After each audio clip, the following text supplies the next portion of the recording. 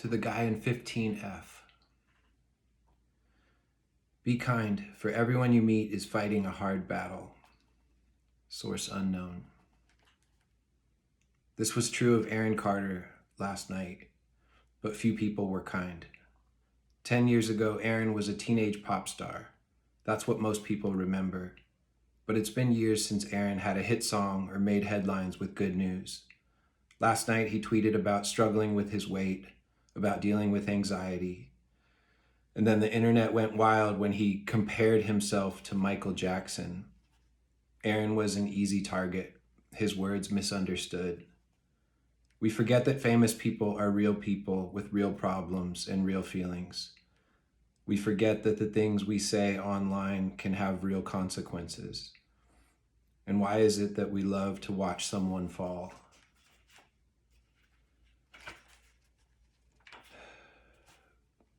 I had an unusual perspective last night, and I don't mean because I work in mental health.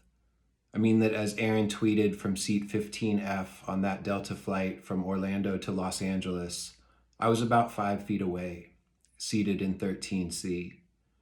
I first noticed him as we boarded the flight, a young man on the phone and clearly having a hard time. I recognized him but couldn't place him, and then it hit me. I think that's Aaron Carter. I Googled the name, and sure enough, the photos matched the guy 2 rows behind me. I looked at his Twitter, and it was clear that the hard time was not confined to one phone call. His Twitter was a sea of confessions and explanations and trying to defend himself from people being mean. I tweeted to him, "I'm on your flight. I'm in row 13 if you need someone to talk to. Peace to you." No response. I watched as the tweets continued. I kept looking back to see him staring at his phone, typing constantly. And in that moment, I recognized him. And I'm not talking about fame. I mean, I've been there, and maybe you've been there as well. Not with 500,000 followers, and not with our tweets making headlines. But I know that feeling of fighting to explain and to defend, using words in hoping to be understood, but then it ends up going south. I knew he couldn't win. His words were only fueling the fire, only giving the haters more material. The whole thing made me sad. I pulled a notebook and a Sharpie from my backpack and I started to write. I'm sorry for the hate on Twitter. People love to hate. I'm here if you want to talk. I stood up, took 3 steps in his direction, and handed him the piece of paper. He thanked me. A few minutes later, he tapped me on the shoulder and we walked to the back of the plane. We talked for about 10 minutes. We got cut short by the flight attendants who seemed excited to be talking to a famous person.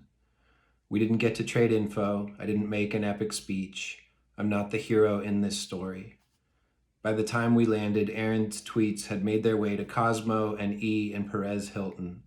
People were using words like meltdown and rant.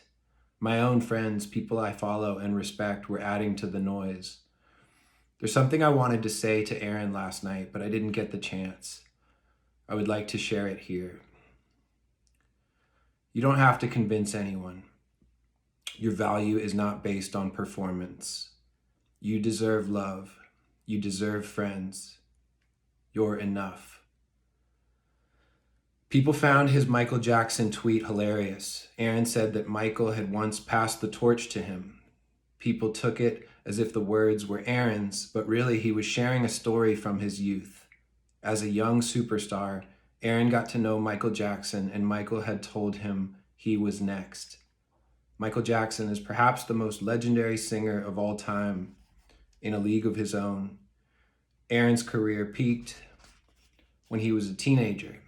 He has not released new music in 10 years. People were quick and mean in pointing out the space between the 2 performers. The MJ story stayed with me. I wondered why he chose to share it, what might be at the heart of it. I didn't get to ask him, so this is only my opinion, but I feel like it's worth sharing. I wonder if that story, the one that made headlines from the 15th row of a cross-country flight last night, the one so many people twisted and used against Aaron, I wonder if there's another way to translate it. Here's what I think Aaron Carter was trying to communicate. Someone great believed in me once. It felt really good. It meant a lot to me. My story isn't over. My career isn't over. I'm still alive, and I remember Michael's words because there's hope inside those words. And in a difficult moment, hope is no small thing. Aaron Carter is a real person. He may not be the next Michael Jackson, but that isn't the point. He is a brother and a son, a person who no doubt has lived a very unique life, amazing in ways, but challenging as well.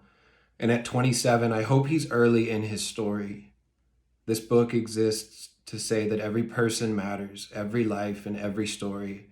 Aaron Carter is included.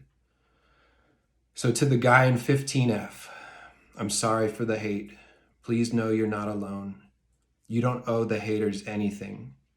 Whether you go on to release the greatest album of all time or never write another song, you matter infinitely. Your life is priceless. You deserve love, not for any performance or success, but simply because you're alive. And if you need someone to talk to, I'm in row 13. Peace to you, Jamie.